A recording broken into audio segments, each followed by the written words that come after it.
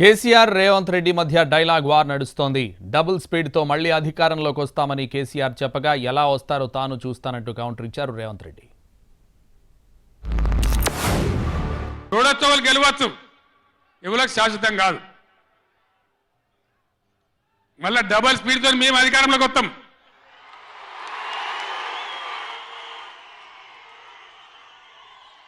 అప్పుడు మేము గిట్లే మాట్లాడన్నా, ఈ పద్ధతి అనుసరించానా, మిగిలితారా మీరు నశంలకు కూడా? ఈ అహంకారంతో, దుర్మార్గమైన విధానంతో ఆయన అంట మళ్ళీ వస్తాడంట. ఎట్లొస్తావా? నీ నడవనికనే చక్కలేదు, నీకు నడవనికనే వస్తలేదంటివి, వీల్ చైర్లో తిరుగుతున్నాంటివి. ఎట్లకెళ్ళి వస్తావు? ఎట్లకెళ్ళి వస్తావని నేను అడుగుతున్నా. ఒకవేళ నువ్వు రావాలనుకుంటే గిన్ని వేల మందికి వాళ్ళ ఉద్యోగాలు వచ్చిన వాళ్ళు ఊపుకుంటారా?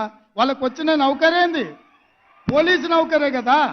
ఈ తెలంగాణను దోచుకున్న నిన్ను, ఈ తెలంగాణను నీ కుటుంబం కోసమే బలిచ్చిన నిన్ను ఈ పిల్లలు పోలీసులు అయ్యి లాఠీలతో 4 మోకాళ్ళ చిప్పల మీద కొట్టి తీసుకుపోయి లాకప్ లేస్తారు.